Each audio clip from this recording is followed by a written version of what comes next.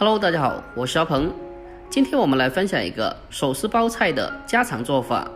手撕包菜要想做得好吃，其实还是需要掌握几个小技巧的。如果您按照我这方法做的手撕包菜，吃起来脆嫩爽口，特别的好吃，比大鱼大肉还要更加的下饭。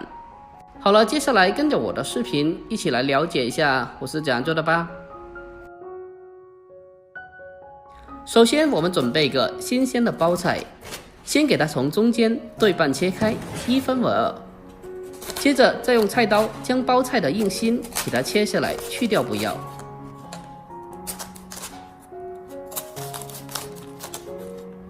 接下来我们再把包菜的叶子给它一片一片的掰开。我们像这样子将包菜叶全部的分开，紧接着再把包菜叶给它放进大一点的盆里面，然后再用手将包菜叶子直接的撕成不规则的小片。想要包菜做得好吃，千万不要用刀给它直接切，一定要像这样子用手给它撕成小片，因为用手撕的包菜它的形状是不规则的，像这样子有大片有小片的，吃起来才会特别的香。我们将包菜全部的撕好后，接着再往里面添加一勺食盐，紧接着再往里面添加满清水，没过包菜，将其浸泡起来，然后再下手给它清洗一下，将包菜给它清洗干净。我们在清洗的过程中，往里面添加少许的食盐，用淡盐水来清洗，可以很轻松的把里面的一些虫卵还有脏东西清理出来。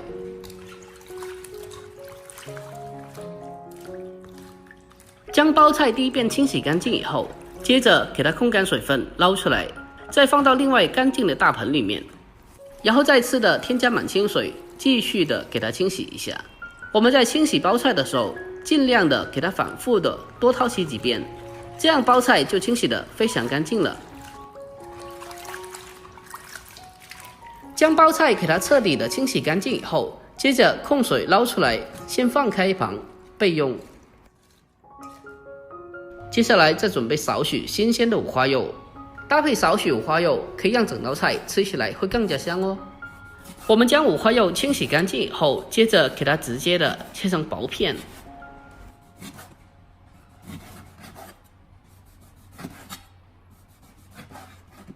切好以后，先给它装在小碗里面备用。接下来我们再准备少许的小料，准备几个大蒜子，先把它改刀切成薄片。片切好了之后，再改刀切成蒜末。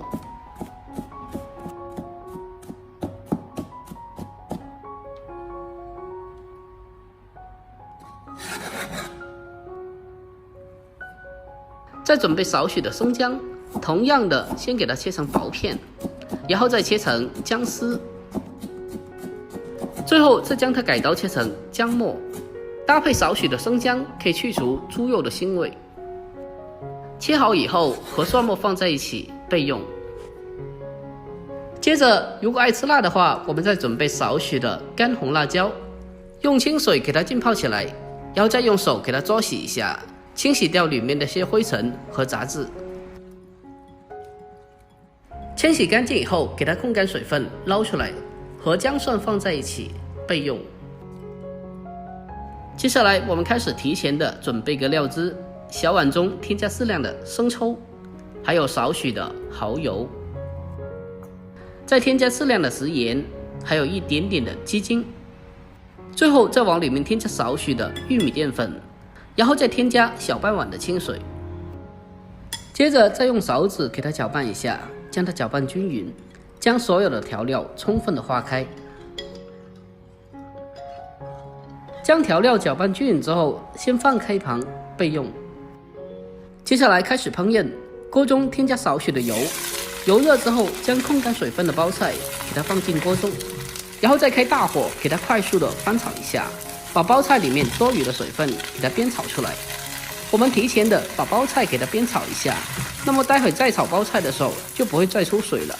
而且经过这样的处理过后，包菜吃起来的口感会更加的清脆和爽口。在这里包菜翻炒的时间不需要太久，只需要将包菜给它翻炒至微微的变软就可以了。在这里全程的开大火给它快速的翻炒，将包菜给它快速的炒软。将包菜炒软后，接着先给它盛出来备用。接下来重新起锅，锅里面添加少许的油，下翘的五花肉用小火给它翻炒一下，将五花肉炒至变色，给它炒出多余的油脂。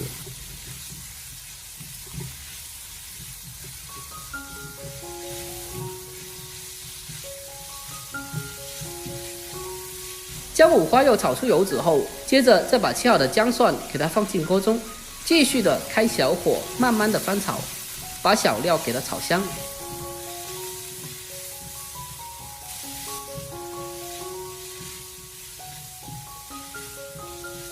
把姜蒜炒香以后，接着再往里面添加少许的蚝油，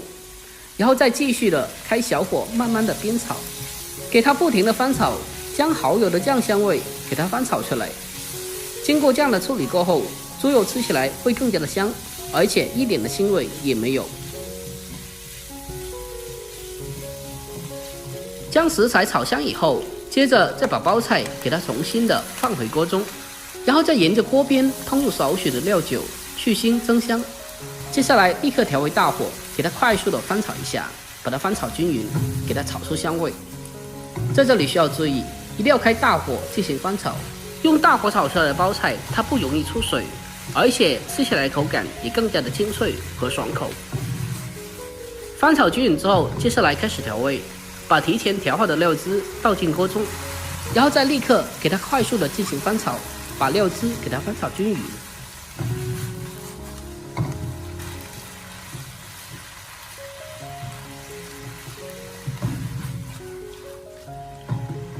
最后在出锅之前，再往里面添加少许的尾油，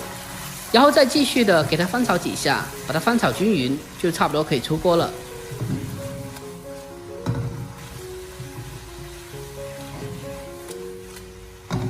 哇，真的是太香了！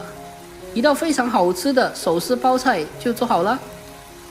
最后关火，给它出锅装盘，就可以美美的开吃啦。就这样，一道非常简单又好吃的家常手撕包菜就这样做好了。这样做的手撕包菜吃起来的口感脆嫩爽口，特别的好吃，比大鱼大肉都好吃太多了，而且不管下酒下饭都是非常不错的。